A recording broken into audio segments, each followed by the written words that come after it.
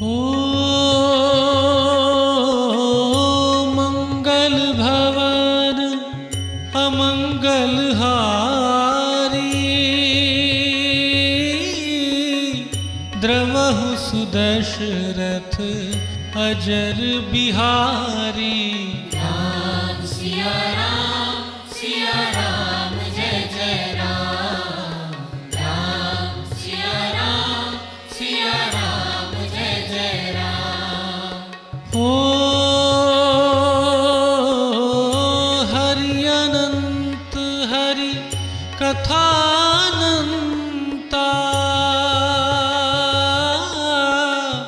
कहहि सुनहि बहु विधि सब संता। राम सिया राम जय जय राम। राम सिया राम जय जय राम।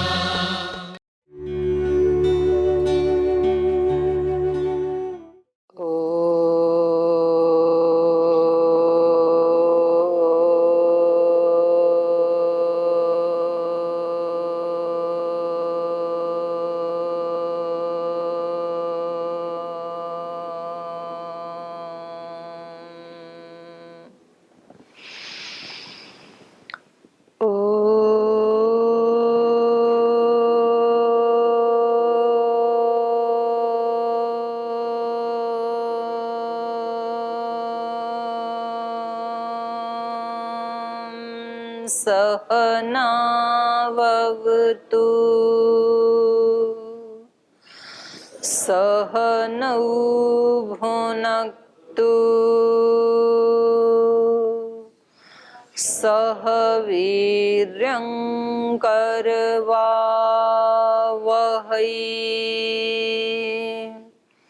तेजस्विनावधीतमस्तु मा विद्विषावहै। ॐ व्रतानां व्रतपते व्रतं चरिष्यामि तच्छकेयं तन्मे राध्यताम्। इदमहमनृतात् सत्यमुपैमि। ॐ शान्ति शान्ति शान्तिः।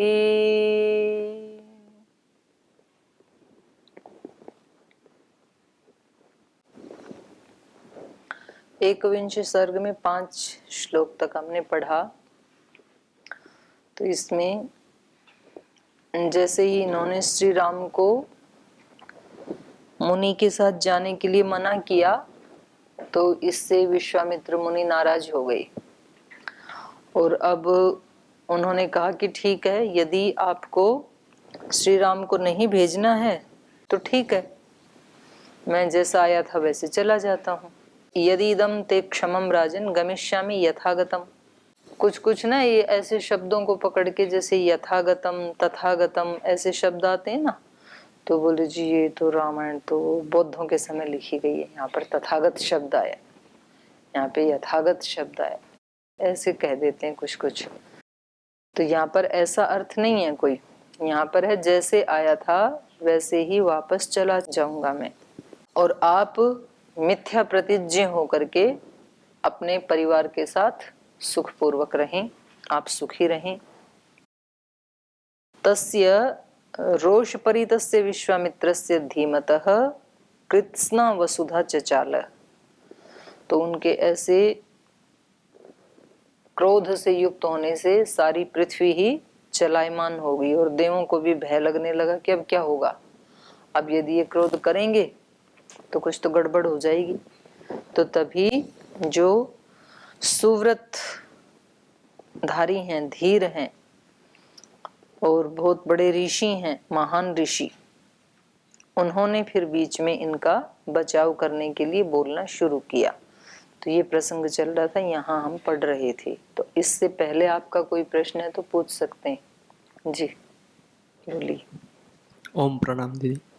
जी कल एक प्रसंग आया था कि स्नेह और मोह के विषय में आया था, तो उसमें क्या भेद है इस विषय में मेरा मन में कल प्रश्न उठा था। तो कल शाम को मैंने चिंतन किया, जो समझ में आया, अगर इससे इतर कुछ है तो मेरे को कृपया बताइए आप। एक तो है स्नेह है कि अपना जो कोई भी कार्य में अपना उत्तरदायित्व मान के उसको अनासक्त भाव से करे तो स्नेह कटी में आए।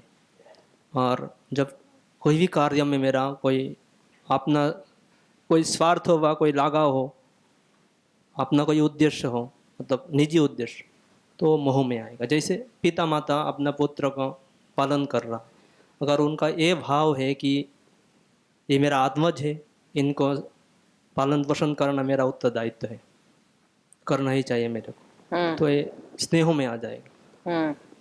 फिर वो जैसा बनना चाहिए उनको मैं मदद करूँगा, अगर ठीक वो रास्ता सही होना चाहिए।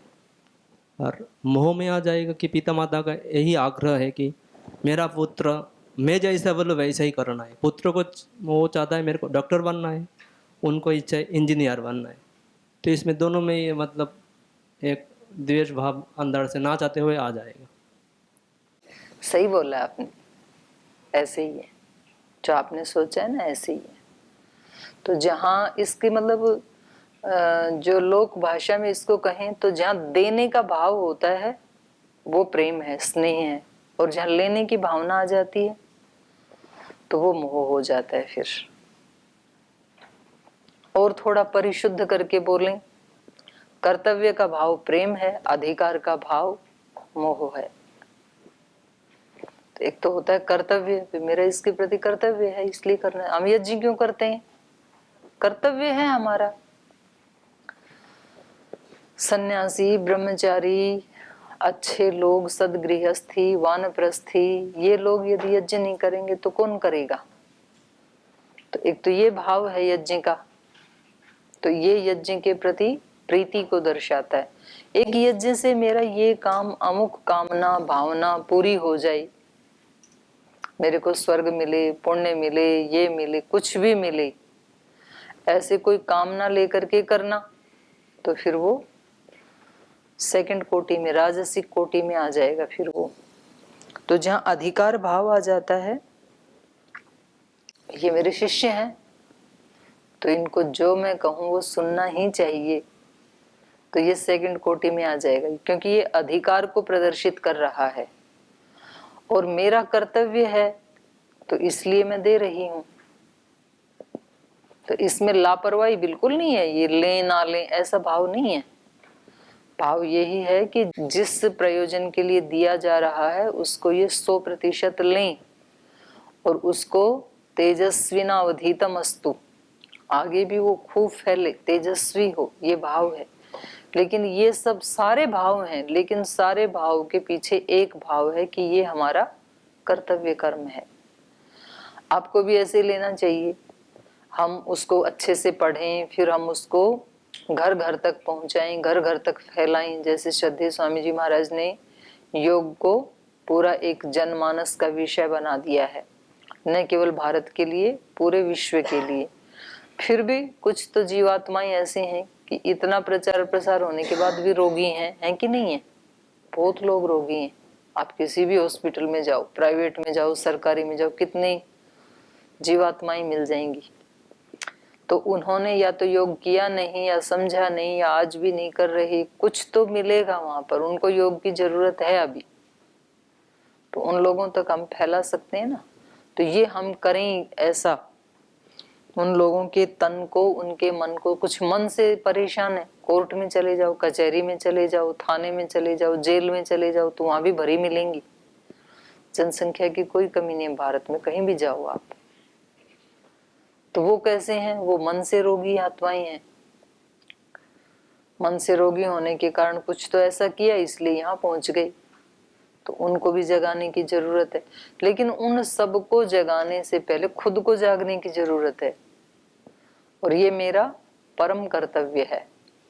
मनुष्य शरीर को प्राप्त करके अपने समस्त तीनों प्रकार के दुखों का नाश करना, ये मेरा सबसे पहला कर्तव्य है, परम कर्तव्य है। ये बाकी कर्तव्य हैं, देश की सेवा करना, माता पिता की सेवा करना, समाज की सेवा करना, बच्चों की सेवा करना, शादी विवाह करना, घर बनाना, गाड़ी, सब कर्तव्य में आते हैं। पढ़ाई करना, पढ़ के दूसरों को पढ़ाना,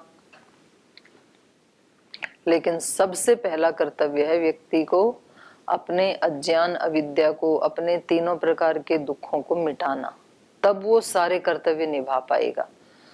तो अब ये सोच करके फिर जब हम अपनी दिनचर्या करते हैं, सुबह जल्दी उठते हैं, व्यायाम करते हैं, प्राणायाम करते हैं, पढ़ाई करते हैं, क्यों करते हैं? ये सारा मेरा कर्तव्य है ये। नहीं तो कर्तव्य न पालन करने का पाप मुझे लग जाएगा, इसलिए इसको करना। तो एक आया था ना आपका, शुरू में मैंने बताया था कि सुबह जल्दी क्यों उठना, मेरा कर्तव्य है। हमारे जैसे लोग सुबह जल्दी नहीं उठेंगे तो कौन उठेगा? और उसमें एक मंत्र आता है, उद्यंतम इव सुप्तानाम दृश्यताम वर्च आददे। मैंने आपसे प्रश्न पूछा था ना कि भाई सोए हुओं के ऊपर तो और ज्यादा वो जो शक्ति है ब्रह्म मुहूर्त की, वो काम करनी चाहिए। तो ये ऋग्वेद का मंत्र है। जैसे सोए हुए लोगों का सूर्य वर्चस्व आहरण कर लेता है, आददे माने हर लेता है। अब सूर्योदय हुआ, सूर्य का जो प्रकाश है, तो वो जागे हुए सोए हुए दोनों के लिए सेम काम करना चाहिए ना, एक ही तो शक्ति है। और सोए हुओं के ऊपर थोड़ी ज्यादा काम करनी चाहिए, क्योंकि उन्होंने अपनी चेतना को इधर उधर बिखेरा नहीं। लेकिन वेद मंत्र उससे उल्टा कह रहा है। वेद मंत्र कह रहा है उद्यंतम इव सुप्तानाम। जैसे उद्यंतम माने उगता हुआ, उद्यंतम इव सुप्तानाम, जैसे सोए हुए लोगों का उगता हुआ सूर्य वर्चस्व आदधे, जैसे वो उनके वर्चस्व को आहरण कर लेता है। और ये बात यहाँ भी आएगी, रामायण में भी आएगी। भरत जी जब आएंगे ना ननिहाल से और वो माता कौशल्या के पास जाते हैं, तो वो यही प्रतिज्ञा करते हैं कि अगर मैंने इसमें, क्योंकि कहीं वो अपनी तरफ से कह रहे हैं कि कहीं माँ के मन में ये ना आ जाए कि भरत ने कोई षड्यंत्र करके और अपनी माँ को उकसाया होगा राज्य मांगने के लिए। तो कहते हैं कि अगर मेरा इसमें लेश मात्र भी हाथ हो तो मुझे वही पाप लगे जो सुबह सूर्योदय होने पर सोने वाले लोगों को लगता है। तो इसका मतलब सूर्योदय होने के बाद नहीं सोना चाहिए। उद्यंतम इव सुप्तानाम वर्चः आदधे, जैसे वर्चस्व को सूर्य ग्रहण आदधे हरण कर लेता है। तो ये उसमें ऋग्वेद में ना उसका युद्ध पे जाते हुआ एक सैनिक की जो प्रार्थना है, उस सूक्त से ये मंत्र लिया गया है कि मैं युद्ध पे जा रहा हूँ और जो मेरे शत्रु हैं जिनके साथ मुझे युद्ध करना है, हे भगवान जी आप उनके वर्चस्व को ऐसे ही कमजोर कर देना जैसे सोए हुए लोगों के वर्चस्व को, तेज को सूर्य आहर है, वापस ले लेता है, नष्ट कर देता है। अपने वाली शक्ति ना दे वो इतना तो चलेगा, पर मेरे वाली भी वापस खींच ले तो ये ज्यादा हानि है। तो इसलिए हमें क्यों उठना चाहिए? मेरी हानि ना हो, मेरी शक्ति का आहरण ना हो। तो हमें जब हम कर्तव्य भाव से किसी कर्म को करते हैं तो यही अपने आप में प्रेम की स्थिति है, स्नेह की स्थिति है। ईश्वर सारी सृष्टि को हम सब आत्माओं के लिए क्यों बनाते हैं और बना करके फिर क्यों चलाते हैं? क्योंकि वो ईश्वर का कर्तव्य है, इसलिए चला। वो कोई एहसान नहीं करते हैं हमारे ऊपर कि देखो मैंने तुम्हारे लिए कितना सब बनाया। ये हमारा कर्तव्य है कि हम उनके प्रति धन्यवाद से भरे रहें। उनका कर्तव्य तो उन्होंने पूरा कर दिया, सृष्टि में कहीं कोई कसर नहीं छोड़ी उन्होंने। सुंदर से सुंदरतर, सुंदरतम, जितनी हमें आवश्यकता नहीं है उससे ज्यादा हमारे को बना करके दिया। फिर हमारा कर्तव्य क्या है वो हमें देखना है। ठीक, और कोई प्रश्न है किसी का? तो ये बात सभी जगह लागू होती है। जो व्यक्ति अपने कर्तव्य को आगे रखता है और अधिकार को पीछे रखता है वो तो महापुरुष है। वो जो अधिकार को आगे रखता है, कर्तव्य को पीछे रखता है, वो सामान्य व्यक्ति है। जब माता पिता इस भाव में आते हैं कि ये मेरी संतान है, मेरा अधिकार है इनके ऊपर, मैं इनको मारूं, पीटूं, डांटूं, कैसे भी करूं, इनको अच्छा खाना दूं, बुरा दूं, मेरा अधिकार है, ये मेरे बच्चे हैं, तो ये अच्छी स्थिति नहीं है, ये सामान्य आत्मा की पहचान है। और अगर किसी के मन में ये आता है कि ये तो सब आत्माओं की यात्रा चल रही है और थोड़े दिन के लिए हम माँ बेटे बन गए या पिता पुत्र बन गए या गुरु शिष्य बन गए, हो सकता है क्या पता अगले जन्म में ये मेरे माता पिता बन जाएं, मेरे गुरु बन जाएं, हो सकता है इससे पहले भी कभी रहे हों, तो यात्रा है, अभी मेरे को ये रोल मिला है तो मेरा ये कर्तव्य बनता है, जो मुझे करना चाहिए वो मैं करूं। तो ये फिर थोड़ा सा ऊंची चेतना की भावना है, ये व्यक्ति को, उसकी आत्मा को ऊपर उठाता है। उद्यंतम इव सुप्तानाम वर्च आददे सूर्य। उद्यंतम इव सुप्तानाम वर्च आददे सूर्य। बस इतना ही है। तो चलूं आगे। हाँ जी। ओम दीदी। दीदी ये तो समझ में आता है, जैसे हमारी बॉडी में हॉर्मोन्स ग्लैंड्स भी ऐसे ही होता है कि सूर्योदय से पहले उठना, तो समझ में आता है। लेकिन दीदी 3:45 बजे क्यों उठना चाहिए? 3:45 बजे? जी। पर्टिकुलर 3:45 ही क्यों पूछा? आप उठते हो क्या? जी हाँ, हमारा 4 भी उठ सकते हैं, 3:45 भी उठ सकते हैं। तो ये मापा है, एनर्जी लेवल मापा है कुछ साइंटिस्टों ने कि उस समय इसका ब्रह्मांड का एनवायरनमेंट का एनर्जी लेवल कितना रहता है, फिर वो 7-8 बजे नापा, फिर 12 बजे, फिर 4 बजे, तो शाम के 3 बजे के बाद वाला सबसे कम मिला एनर्जी लेवल। तो इसलिए फिर वो शाम के 6-7 जब सूर्यास्त हो गया ना, तो फिर उसमें फिर नापा, तो उसमें शांति की मात्रा, रिलैक्सेशन ज्यादा मिला। सुबह वाले में ऊर्जा ज्यादा मिली, एनर्जी का लेवल ज्यादा मिला। तो इसलिए है ये, इसलिए कहा जाता है। शरीर में होता है ना, जैसे आजकल कोरोना है तो ऑक्सीजन का लेवल मापते हैं, और वैसे भी मापते हैं हर रोग में भी, कैंसर में भी। कैंसर भी क्या है, उन जो खास जगह पे कैंसर मिला, उन अवयवों को पूरी ऑक्सीजन नहीं मिली, उन सेल्स को, यही कैंसर है।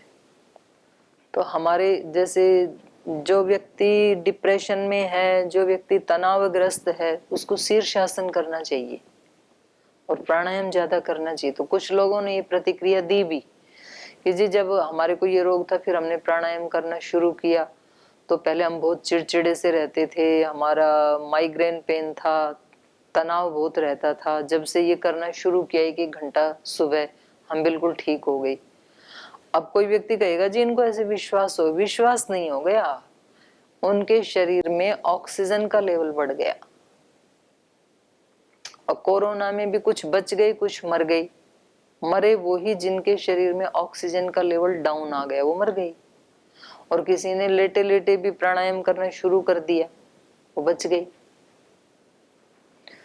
तो ये पूरी साइंस है हमारा जो अध्यात्म है ना, इसलिए इसको अध्यात्म विज्ञान कहा जाता है। ये मतलब कपोल कल्पना ही नहीं है, सारा साइंस के ऊपर ही बेस्ड है ये। हाँ जी चलें, चलिए। इक्ष्वाकूणां कुले जातः साक्षात् धर्म इवापरः धृतिमान् सुव्रतः श्रीमान् न धर्मं हातुमर्हसि त्रिषु लोकेषु विख्यातो धर्मात्मा इति राघवः स्वधर्मं प्रतिपद्यस्व न धर्मं वोढुमर्हसि प्रतिश्रुत्य करिष्येति उक्तं वाक्यम् अकुर्वतः इष्टापूर्तवधो भूयात् तस्मात् रामं विसर्जय कृतास्त्रमकृतास्त्रं वा नैनं सक्षन्ति राक्षसाः गुप्तं कुशिकपुत्रेण ज्वलनेनामृतं यथा एष विग्रहवान् धर्म एष वीर्यवतां वरः एष विद्याधिको लोके तपसश्च परायणम्। इक्ष्वाकु कुले जातः साक्षात धर्म इव अपरः। इक्ष्वाकु कुल में पैदा होने वाले मानो कि आप साक्षात धर्म के दूसरे ही रूप हैं, माने उनकी बड़ाई कर रहे हैं पहले राजा की। धृतिमान, सुव्रतः, श्रीमान, आप कैसे हैं? बड़े धैर्यशाली हैं आप, धृतिमान हैं। सुव्रत, अच्छे व्रतों का पालन करने वाले हैं आप, सुव्रत। श्रीमान, श्री से युक्त हैं आप, ऐश्वर्य से युक्त हैं। न धर्मम हातुम अर्हसि, आप धर्म को तोड़ने योग्य नहीं हैं, माने ये आपके व्यक्तित्व के अनुकूल नहीं है।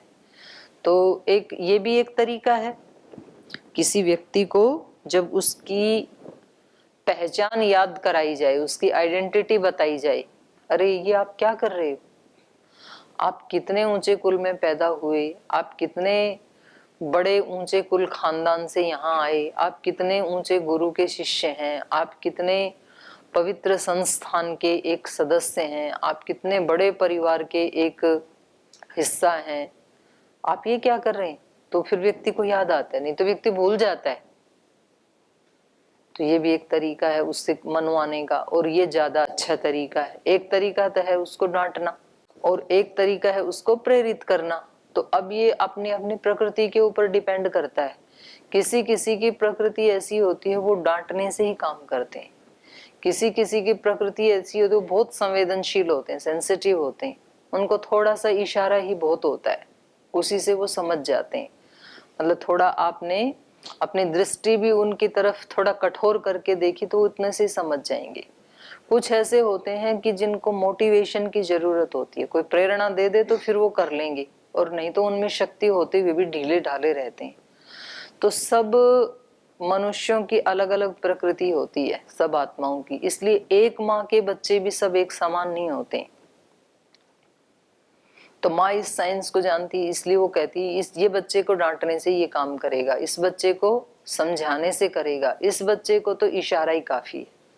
तो वो सबके साथ अलग अलग व्यवहार करके सबको ही उन्नत बनाती है। तो कभी कभी मन में आ जाता है आप मेरे को तो हमेशा ही डांटते रहते हो, इसको कभी नहीं डांटते हो। तो प्रकृति होती है वो, क्योंकि वो डांटने का चांस देता ही नहीं है, वो इशारे से ही समझ जाता है।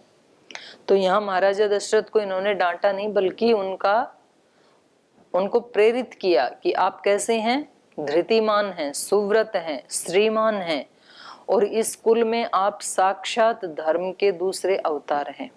साक्षात धर्म इव अपरः, साक्षात अपर धर्म इव, आप साक्षात दूसरे धर्म ही हैं, धर्मात्मा है। इतने धर्मात्मा होकर के न धर्मम हातुम अर्हसि, क्या आप पुत्र मोह में फंस करके अपने धर्म का परित्याग कर रहे हैं? ये आपको शोभा नहीं देता है।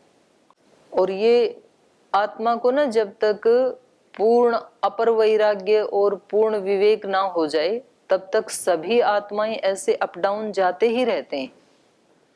अध्यात्म ऐसा ही है, अध्यात्म में बिल्कुल ऐसे सीधे चलने वाले तो कोई बिरले ही होते हैं, अप डाउन आते ही हैं, सबके मन में भी आते हैं, जीवन में भी आते हैं। तो उस समय यदि उनको कोई इस प्रकार से महर्षि वशिष्ठ जैसे अगर कोई मिल जाए तो फिर वो कभी कभी यू टर्न भी ले लेते हैं। जिनको हम बहुत खराब समझते हैं और जो छोड़ के ही जा रहे थे, और उनको कोई ऐसे रोक दे, कोई संभाल ले, तो फिर वो बहुत बड़ा काम भी करके दिखाते हैं। और कभी कोई उनको और ज्यादा ऐसे कर दे कि भाई आप तो बिल्कुल बेकार थे, तो उसको भी ये लगता है कि फिर वो और नीचता पे आ जाता है, वो कुछ ऐसे ऐसे काम करता है और फिर आखिर में चला जाता है, और फिर उसका जीवन कहीं से कहीं ही पहुंच जाता है, मतलब एक तरह से बर्बाद ही हो जाता है। तो ऐसे भी होता है।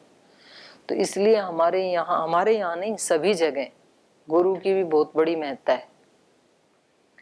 गुरु ऐसे टाइम पे तो काम आता है जब व्यक्ति का अपना विवेक काम नहीं कर रहा है, तो फिर गुरु अपने विवेक से उसको ठीक रास्ते के ऊपर लाता है। इसलिए गुरु की बड़ी महिमा है। असुरों के भी गुरु होते हैं, शुक्राचार्य है ना असुरों के गुरु। तो स्वर्ग में भी गुरु की आवश्यकता है, और ऐसे धर्मात्माओं के पास भी गुरु की आवश्यकता है। और हमारे जैसे जो सामान्य मनुष्य हैं उनके लिए तो नितांत आवश्यकता है, क्योंकि हम तो हर कदम पे भूल जाते हैं। तो ऐसे जिसको कोई ऐसा गुरु मिल जाए समर्थ, जिसने स्वयं अपने जीवन की समस्याओं का समाधान पाया है, ऐसे किसी महापुरुष के सानिध्य में यदि पहुंच जाएं तो ये बहुत बड़ी उपलब्धि माननी चाहिए व्यक्ति को। और फिर अत्यंत श्रद्धा और विश्वास पूर्वक उनके वाक्यों को अपने चित्त में धारण करना चाहिए। और कभी आपकी श्रद्धा में आपको ये लगे कि ये तो मेरे को नहीं समझ में आ रहा है, तो फिर उनके पास जाकर के विनम्रता से पूछना चाहिए कि आप तो ऐसे बता रहे हैं लेकिन मेरे मन में ऐसे आ रहा है। तो फिर वो जो गुरु होते हैं वो इतने दयालु होते हैं कि वो आपकी समस्या का समाधान कर देंगे। लेकिन आपको विश्वास होना चाहिए, श्रद्धा होनी चाहिए कि जो ये बता रहे हैं वैसा ही मेरे को करना है। अर्जुन ने प्रश्न तो सारे पूछे जो जो उसके मन में आए, लेकिन जो जो कृष्ण बताते गए उसको अक्षर से वैसा ही करते गए अपने जीवन में। फिर एक दिन तो वो ऐसे बन ही जाएंगे, नष्टो मोह स्मृतिर्लब्धा। तो ऐसे ही इनको पहले प्रेरित किया यहाँ गुरु ने, और फिर कहा कि आप धर्म को हातुम न अर्हसि, त्रिषु लोकेषु विख्यात धर्मात्मा इति राघव स्वधर्मम प्रतिपद्यस्व। कह रहे हैं हे राघव, रघुकुल में पैदा होने वाले महाराजा दशरथ, धर्मात्मा इति त्रिषु लोकेषु विख्यात है, आप बहुत बड़े धर्मात्मा हैं, धर्म के स्वरूप हैं, ये 3 लोक में विख्यात है, सब लोग जानते हैं आपके बारे में। इसलिए स्वधर्मम प्रतिपद्यस्व, इसलिए अपने स्वधर्म का पालन करो। आप राजा का क्या कर्तव्य है, इस समय आप राजा के पद पे बैठे हैं, न कि पिता के पद पे। तो ये भी बहुत बड़ी बात होती है। नहीं तो व्यक्ति यहाँ आकर के भी अपने घर परिवार की चिंता करता है, अपने घर परिवार के लिए सहायता मांगता है, तो उसको ये सोचना चाहिए कि मैं कौन से पद पे बैठा हूँ। मैं एक ब्रह्मचारी के पद पे बैठा हूँ, मैं एक सन्यासी के पद पे बैठा हूँ, तो इस पद के ऊपर मेरा कर्तव्य क्या है। अगर आप अपने घर में रहते तब आपका कर्तव्य था पुत्र धर्म का, यहाँ आकर के आपका धर्म है एक शिष्य का धर्म क्या है वो सर्वोपरि। एक ब्रह्मचारी का कर्तव्य क्या होना चाहिए वो सर्वोपरि। एक सन्यासी का धर्म क्या होना चाहिए वो सर्वोपरि। आप बोलेंगे जी यहाँ तो सब ऐसे करते हैं, मेरे रूम वाले भी ऐसे ही करते हैं, मेरे पड़ोसी भी ऐसे ही करते हैं, तो समझ लो कि आपने दुष्ट उदाहरण ले आया अपने जीवन में। पड़ोसी गलत कर रहा है तो मुझे उसको थोड़े ना देखना है, मुझे तो उनको देखना है जिन्होंने गलत नहीं किया, वो उदाहरण बनेंगे मेरे, ये थोड़े बनेंगे, ये मेरे आदर्श थोड़ी हैं। मेरे रूममेट, मेरे पड़ोसी जो गलत कर रहे हैं वो मेरे आदर्श थोड़ी हैं। मेरी प्रतिज्ञा की पूर्ति कौन सा उदाहरण करेगा, मेरी प्रतिज्ञा की सिद्धि कौन सा उदाहरण करेगा, वो मुझे अपने सामने रखना है। तो इसलिए अपने धर्म के बारे में सोचना चाहिए। ये भी ऐसे ही कह रहे हैं, स्वधर्मम प्रतिपद्यस्व, हे राजन आप अपने स्वधर्म का पालन करें, क्योंकि आप एक राजा हैं और राजा की संतान केवल उसके अपने पुत्र पुत्रियां नहीं होते, पूरी प्रजा ही उनकी संतानवत होती है। तो विश्वामित्र भी आपकी प्रजा हैं, तो इसलिए आपको इनके कुशल क्षेम का भी ख्याल रखना चाहिए। स्वधर्मम प्रतिपद्यस्व ना धर्मम वोढ़ुम अर्हसि, अधर्म का वहन करने योग्य नहीं है आप, अधर्म को ढोने के योग्य नहीं है आप, कमजोरियों को ढोने के योग्य नहीं है, आलस्य प्रमादों को ढोने के योग्य नहीं है आप, क्योंकि आपने जीवन का एक बहुत ऊंचा लक्ष्य बनाया है। आपका जीवन बहुत स्पेशल है मनुष्यों के अंदर, ऐसा प्रत्येक ब्रह्मचारी को, सन्यासी को सोचना चाहिए। क्योंकि वो चीजें, वो सुख, वो आलस्य, वो प्रमाद, वो खाने पीने के आकर्षण, वो हमारे लिए नहीं है। हमने एक बहुत ऊंचा लक्ष्य बनाया है। मनुष्य शरीर में कोई आत्मा कितना विकास कर सकती है पराकाष्ठा पे, वो महापुरुष हमारे आदर्श हैं। वो ऋषि, वो योगी, वो संत, वो हमारे श्रद्धेय गुरुदेव, तो वो हैं हमारे आदर्श। ऐसे हर व्यक्ति को सोचना चाहिए। तो ऐसे ही ये उनको याद दिला रहे हैं, अधर्मम वोढुम न अर्हसि। अधर्म का उसको ढोना, वहन करना, ये आपके योग्य नहीं है।